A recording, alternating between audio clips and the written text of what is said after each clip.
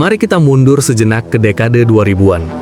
Ingatkah Anda sensasi duduk di kursi warnet yang pengap, menatap monitor tabung, menggenggam mouse dengan erat dan berkeringat dingin saat hanya tersisa Anda sendirian melawan tim musuh dalam peperangan 5 lawan 5? Di era keemasan first-person shooter klasik, kemenangan adalah sebuah meritokrasi yang murni dan tanpa kompromi.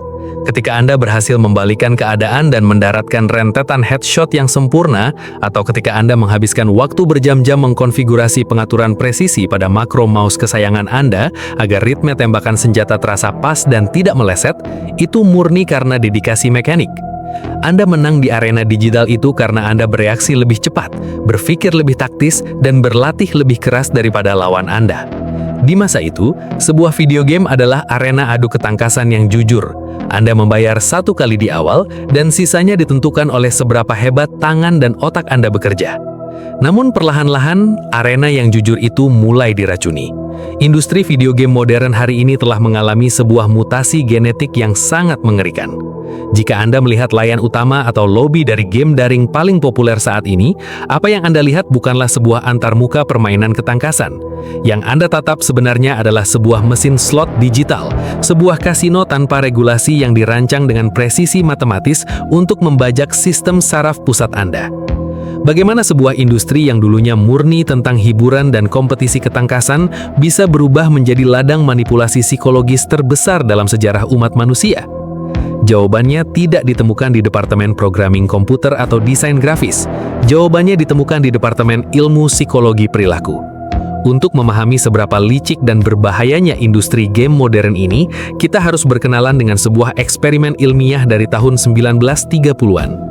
Jauh sebelum komputer pribadi ditemukan, seorang psikolog perilaku asal Amerika Serikat bernama B.F. Skinner melakukan sebuah eksperimen yang mengubah pemahaman manusia tentang kecanduan. Ia menciptakan sebuah alat yang dikenal sebagai kotak Skinner, Skinner Box. Skinner memasukkan seekor tikus kelaparan ke dalam sebuah kotak tertutup. Di dalam kotak itu terdapat sebuah tuas. Jika tikus itu menekan tuas tersebut, sebuah pelet makanan akan keluar. Pada awalnya tikus itu menekan tuas dan selalu mendapatkan makanan.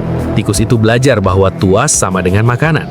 Namun eksperimen menjadi gelap ketika Skinner mengubah aturannya. Skinner mulai menerapkan apa yang disebut sebagai variable ratio schedule atau jadwal rasio variabel. Kini ketika tikus menekan tuas, makanan tidak selalu keluar. Kadang tikus harus menekan 3 kali baru mendapat makanan, kadang 10 kali. Kadang tidak ada makanan sama sekali, dan kadang keluar setumpuk makanan besar sekaligus secara acak. Apa yang terjadi pada tikus tersebut? Alih-alih berhenti karena makanannya tidak pasti, tikus itu justru menjadi gila. Ia menekan tuas itu berulang-ulang secara obsesif, tanpa henti, bahkan hingga ia kelelahan secara fisik. Ketidakpastian dari kapan hadiah besar itu akan datang ternyata memicu lonjakan zat kimia dopamin yang sangat masif di dalam otak tikus tersebut. Ekspektasi akan hadiah acak ternyata jauh lebih memabukkan daripada hadiah itu sendiri. 70 tahun kemudian, para eksekutif korporasi video game raksasa melihat hasil eksperimen kotak Skinner ini dan mereka tersenyum lebar. Mereka menyadari satu hal yang sangat fatal. Manusia pada tingkat neurologis dasar tidak ada bedanya dengan tikus di dalam kotak tersebut. Korporasi-korporasi ini berhenti mempekerjakan desainer level dan mulai mempekerjakan ahli saraf, neuroscientist, dan psikolog perilaku. Mereka menciptakan kotak Skinner digital yang dibungkus dengan nama yang lebih ramah, loot box, gacha, dan crates. Mari kita bedah anatomi pembajakan otak ini. Saat ini mayoritas game mengadopsi model free to play atau gratis untuk dimainkan. Ini adalah kuda Troya yang perfect. Anda mengunduhnya tanpa biaya, merasa tidak rugi apa-apa. Namun setelah Anda masuk ke dalam permainan, tembok psikologis itu mulai dibangun. Karakter Anda biasa saja, senjata Anda standar, dan Anda disekelilingi oleh pemain lain yang menggunakan perlengkapan kosmetik langka yang bercahaya mewah. Lalu game tersebut menawarkan Anda sebuah peti misteri, loot box. Untuk membukanya, Anda tidak bisa menggunakan uang rupiah secara langsung. Anda harus menukarkan uang asli Anda menjadi mata uang virtual seperti diamonds, UC, atau G-coins. Ini adalah trik psikologis pertama, memutuskan rasa bersalah finansial. Ketika Anda menghabiskan koin virtual, otak Anda tidak mencernanya sebagai hilangnya uang sungguhan dari rekening bank Anda. Saat Anda akhirnya menekan tombol buka peti itu, Anda sedang menekan tuas kotak Skinner. Layar Anda akan meledak dengan animasi yang sangat dramatis, suara drum bergemuruh, cahaya keemasan bersinar terang, dan selama beberapa detik, otak Anda dibanjiri oleh dopamin tingkat tinggi. Anda menahan nafas, berharap mendapatkan senjata tingkat mitik atau legendary. Namun sistem algoritma di balik peti tersebut telah diatur dengan kejam. Peluang Anda mendapatkan barang langka itu mungkin hanya 0,1%. Layar berhenti berputar dan Anda hanya mendapatkan sepatu usang atau stiker tidak berguna. Tapi algoritma itu dirancang untuk menunjukkan kepada Anda bahwa Anda hampir berhasil. Dan persis seperti tikus di dalam sangkar, Anda kembali menukarkan uang asli Anda dengan koin virtual dan menekan tuas itu lagi, dan lagi, dan lagi. Ini bukanlah permainan. Ini adalah perjudian legal tanpa regulasi yang disusupkan langsung ke dalam kamar tidur anak-anak remaja hingga orang dewasa. Berbeda dengan mesin slot kasino di Las Vegas yang diatur secara ketat oleh hukum negara dan memiliki batas usia minimal 21 tahun, mesin slot digital ini memiliki rating untuk semua umur dan diiklankan secara masif di setiap sudut internet. Dan yang paling mengerikan, algoritma ini tidak bekerja pasif. Ia terus mengawasi Anda, mempelajari pola kelemahan Anda, dan merancang skenario jebakan yang sangat personal untuk menguras dompet Anda hingga kosong. Bersama Ruang Retrospektif, mari kita bongkar rahasia gelap tentang bagaimana kecerdasan buatan dalam game secara aktif memanipulasi matchmaking untuk memaksa Anda kalah, dan bagaimana industri ini memangsa segelintir manusia rentan yang mereka sebut sebagai paus atau the whales.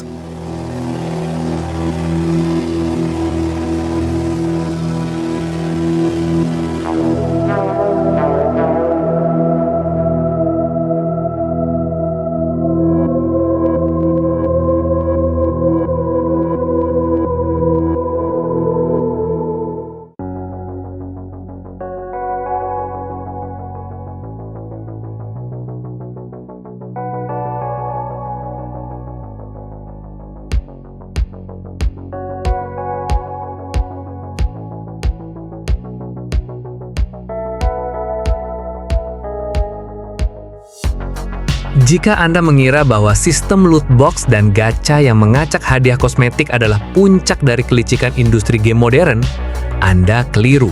Itu hanyalah etalase depannya. Kejahatan sesungguhnya bersembunyi jauh di dalam barisan kode pemrograman yang mengatur jalannya pertandingan itu sendiri. Disinilah industri game berhenti menjadi sekedar penyedia hiburan dan berubah menjadi arsitek manipulasi emosi tingkat tinggi. Dulu, dalam game tembak-menembak klasik atau permainan kompetitif lainnya, sistem pencarian lawan atau yang dikenal dengan matchmaking berfungsi dengan sangat logis. Sistem akan mencarikan Anda lawan berdasarkan kualitas koneksi internet atau ping yang rendah maupun berdasarkan tingkat kemampuan yang setara atau skill-based matchmaking. Jika Anda berada di peringkat perunggu, Anda akan melawan sesama perunggu. Jika Anda hebat, Anda naik peringkat dan melawan pemain yang lebih hebat. Semuanya adil. Namun, hari ini, konsep keadilan itu telah dibuang ke tempat sampah. Perusahaan raksasa teknologi telah mematenkan sebuah algoritma baru yang sangat mengerikan, yang dikenal dengan nama EOMM, singkatan dari Engagement Optimized Matchmaking, pencarian lawan berbasis optimalisasi keterlibatan. Apa arti dari istilah yang terdengar rumit ini? Sederhananya, algoritma ini tidak lagi peduli apakah pertandingan Anda adil atau tidak. Satu-satunya tujuan EOMM adalah memastikan Anda duduk di depan layar selama mungkin, tanpa pernah mematikan game tersebut. Sistem ini bekerja dengan memantau detak jantung psikologis Anda secara real-time. Jika sistem mendeteksi bahwa Anda sudah menang beberapa kali berturut-turut, algoritma tahu bahwa Anda mungkin akan merasa puas dan segera mematikan komputer. Untuk mencegah hal itu, sistem secara sengaja akan memasukkan Anda ke dalam tim yang berisi pemain-pemain berlevel rendah dan menghadapkan Anda dengan tim musuh yang kemampuannya jauh di atas Anda. Anda akan dibantai habis-habisan. Anda akan merasa frustasi, marah, dan menekan tombol mouse Anda dengan emosi. Kemenangan Anda direnggut bukan karena Anda bermain buruk, tetapi karena barisan kode di server pusat telah memutuskan bahwa inilah saatnya Anda kalah. Mengapa? Karena algoritma ini tahu, secara psikologis manusia sangat benci mengakhiri sesi permainannya dengan kekalahan beruntun, atau bahasa para gamer biasa disebut losing streak. Anda akan terus mencari pertandingan baru hanya untuk mendapatkan satu kemenangan penebus dosa. Namun, manipulasi ini menjadi jauh lebih gelap ketika kita memasukkan unsur uang ke dalamnya. Beberapa penerbit game raksasa secara diam-diam mematenkan sistem yang menggabungkan IOMM dengan transaksi mikro. Bayangkan skenario ini, Anda adalah pemain gratisan yang hanya menggunakan senjata standar. Tiba-tiba, algoritma dengan sengaja memasangkan Anda melawan pemain berlevel tinggi yang baru saja membeli senjata premium terbaru, yang mungkin memiliki efek tembakan mencolok dan statistik sedikit lebih superior. Anda dibantai berulang kali oleh pemain berbayar tersebut. Anda melihat animasi senjata mahalnya di layar Anda setiap kali karakter Anda mati. Di alam bawah sadar Anda, sistem sedang menanamkan sebuah pesan yang sangat mematikan.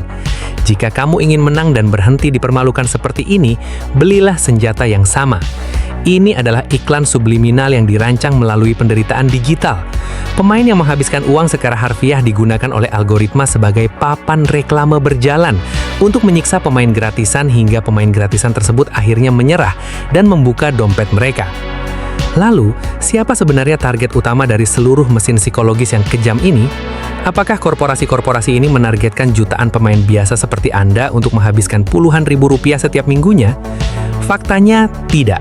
Mesin kasino berkedok game ini sebenarnya dirancang untuk memangsa sebuah kelompok demografi khusus yang di dalam industri ini secara internal dan dengan sangat sinis dijuluki sebagai paus atau the whales.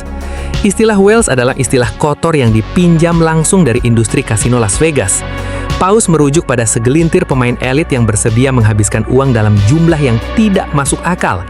Secara statistik, sebuah fakta yang disembunyikan rapat-rapat oleh industri adalah bahwa sekitar 50 hingga 70% dari total pendapatan sebuah game gratis tidak berasal dari jutaan pemain kasual, tetapi hanya berasal dari 1 hingga 2% basis pemain mereka. Ya, para paus ini.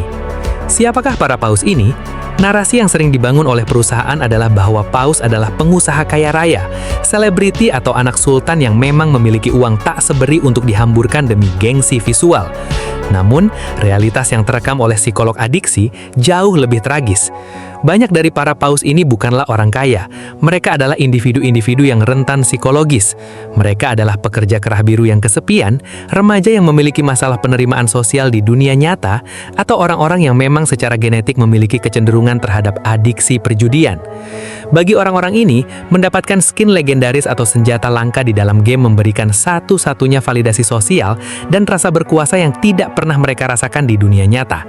Korporasi mengetahui kelemahan ini. Mereka mendesain dark patterns atau pola gelap di dalam antarmuka pengguna atau user interface untuk mengaburkan batasan antara uang sungguhan dan pixel di layar. Mereka menggunakan kelipatan harga yang membingungkan. Misalnya, sebuah barang berharga 1.200 koin virtual, tetapi Anda hanya bisa membeli koin dalam paket isi 1.000 atau 2.500. Sisanya akan selalu menggantung di akun Anda, memaksa Anda merasa sayang jika tidak dihabiskan, yang pada akhirnya memicu pembelian paket koin berikutnya. Siklus yang tak pernah usai. Para pengembang akan memberikan sebutan VIP, layanan pelanggan khusus, dan status elit bagi para paus ini. Mereka memanjakan ego para paus, menyuntikkan dopamin artifisial, sementara di belakang layar mereka dengan dingin menyedot tabingan hidup pemain tersebut hingga mengering. Kita tidak sedang membicarakan anak-anak yang mencuri kartu kredit orang tuanya untuk membeli skin sekali dua kali. Kita sedang membicarakan orang dewasa yang jatuh bangkrut, menghilangkan rumah dan menghancurkan kehidupan pernikahan mereka karena mereka tidak bisa berhenti menekan tuas mesin slot digital di layar komputer mereka. Namun, di mana posisi pemerintah dalam seluruh kekacauan ini? Mengapa industri bernilai ratusan miliar rupiah ini dibiarkan memangsa warganya tanpa tersentuh hukum? Kita akan membongkar kebutaan regulasi dan bagaimana lobi-lobi raksasa teknologi menyembunyikan kejahatan ini dari mata dunia.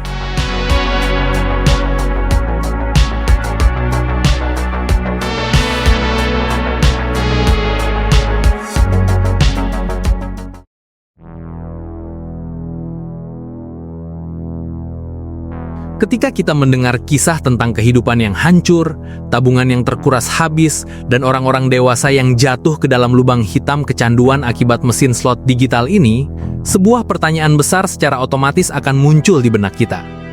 Di mana posisi negara? Mengapa pemerintah membiarkan industri bernilai ratusan miliar dolar ini beroperasi menghisap warganya tanpa tersentuh oleh jerak hukum perjudian? Jawabannya terletak pada sebuah kombinasi mematikan antara hukum yang tertinggal zaman dan kekuatan lobi korporat tingkat tinggi. Mari kita lihat definisi legal dari perjudian di sebagian besar negara di dunia, termasuk di Amerika Serikat dan Eropa. Agar sebuah aktivitas secara sah diklasifikasikan sebagai perjudian, aktivitas tersebut harus memenuhi 3 unsur utama. Ada uang yang dipertaruhkan, ada unsur kebetulan atau chance, dan ada hadiah bernilai finansial yang bisa diuangkan kembali atau cash out. Industri game raksasa menggunakan definisi kuno ini sebagai tameng pelindung absolut mereka. Mereka berargumen di depan pengadilan bahwa ketika Anda membeli loot box atau peti misteri acak, Anda memang mempertaruhkan uang sungguhan, dan ada unsur kebetulan di sana. Namun, hadiah yang Anda dapatkan, entah itu senjata legendaris atau kostum karakter, hanya berbentuk pixel digital yang selamanya terkunci di dalam akun Anda. Karena secara resmi Anda tidak bisa menukarkan kostum digital tersebut kembali menjadi uang tunai ke rekening bank Anda, maka secara teknis dan legal itu bukanlah perjudian. Itu adalah celah hukum yang paling brilian sekaligus paling menjijikkan dalam sejarah hiburan. Korporasi ini mengklaim bahwa mereka hanya menjual nilai hiburan, persis seperti Anda membeli tiket bioskop. Namun mereka menutup mata terhadap fakta bahwa di sudut-sudut gelap internet telah bermunculan pasar abu-abu atau gray markets, situs web pihak ketiga di mana pemain bisa memperjualbelikan skin dan item digital langka mereka dengan mata uang kripto atau uang tunai sungguhan. Nilai sebuah kostum digital bisa mencapai ratusan ribu dolar di pasar gelap ini. Unsur cash out itu sebenarnya ada, hanya saja korporasi cuci tangan dan berpura-pura tidak melihatnya. Dan bagaimana dengan lembaga yang seharusnya melindungi konsumen, seperti ESRB di Amerika Serikat atau sistem penilai usia lainnya? Mengapa mereka tidak memberikan label khusus dewasa 18+ pada game yang penuh dengan loot box ini? Kenyataan pahitnya adalah lembaga-lembaga pembuat rating ini bukanlah badan pemerintah yang independen. Mereka adalah lembaga swadaya yang didirikan dan didanai langsung oleh asosiasi perusahaan video game itu sendiri. Ini sama saja dengan membiarkan sekumpulan serigala merancang aturan keamanan untuk kandang domba. Mereka dengan senang hati menempelkan label T untuk teen atau remaja, atau bahkan E untuk everyone, semua umur, pada simulator kasino yang menggunakan grafik kartun yang lucu dan berwarna-warni. Arogansi industri ini mencapai titik puncaknya pada tahun 2019 dalam sebuah sidang di depan Parlemen Inggris, ketika seorang eksekutif dari salah satu perusahaan penerbit game terbesar di dunia, EA, dicecar oleh para pembuat undang-undang mengenai praktik loot box yang merusak. Sang eksekutif memberikan sebuah pembelaan yang kini tercatat dalam sejarah sebagai manipulasi kata-kata paling sinis. Dia menolak menyebut loot box sebagai kotak judi. Alih-alih dia menyebutnya sebagai surprise mechanics atau mekanika kejutan. Dia menyamakannya dengan mainan telur coklat Kinder Joy. Ini sangat etis, sangat menyenangkan, dan orang-orang menyukainya. Mereka menyamakan algoritma pemeras dompet bertenaga kecerdasan buatan yang dirancang oleh para ahli saraf dengan sepotong coklat murahan berisi mainan plastik. Namun dosa terbesar dari seluruh skema surprise mechanics ini bukanlah kerugian finansial yang dialami oleh generasi saat ini. Ancaman paling mematikan adalah apa yang sedang mereka lakukan terhadap generasi berikutnya. Kita sedang menormalisasi perjudian bagi anak-anak di bawah umur. Seorang anak 12 tahun hari ini tidak pernah mengenal dunia di mana sebuah video game adalah produk utuh yang bisa dinikmati murni dari ketangkasan dan kecepatan otak. Mereka tumbuh besar dengan kondisi mental yang terpapar pada roda roulette digital setiap hari. Mereka dikondisikan untuk mengasosiasikan kesenangan dengan menggesek kartu kredit. Kita sedang membesarkan sebuah generasi yang reseptor dopaminnya telah dibajak sejak mereka belum bisa mengikat tali sepatu mereka sendiri. Pada akhirnya, apa yang tersisa dari industri yang dulunya kita cintai ini? Meritokrasi digital di mana kemampuan mekanik dan kecepatan otak menentukan kemenangan kini telah mati. Ia digantikan oleh sebuah plutokrasi, sebuah sistem di mana mereka yang memiliki uang paling banyaklah yang akan menang dan bersinar. Ini bukan sekedar dokumenter tentang video game. Ini adalah peringatan tentang bagaimana kapitalisme tanpa batas mampu memutilasi artis, mengeksploitasi kelemahan psikologis manusia, dan mengubah alat hiburan menjadi parasit finansial. Satu-satunya cara untuk memutus rantai ini bukanlah menunggu negara yang lamban untuk mengubah undang-undang. Perlawanan itu dimulai dari tangan Anda sendiri. Berhentilah menekan tuas kotak Skinner itu. Tolaklah untuk membeli koin virtual. Kembalilah ke karya-karya developer independen yang masih menghargai Anda sebagai seorang pemain yang cerdas, bukan sebagai paus yang siap disembelih. Karena pada detik Anda berhenti memberi makan mesin kasino tersebut, pada detik itu pula ilusi kekuatan mereka hancur berkeping-keping.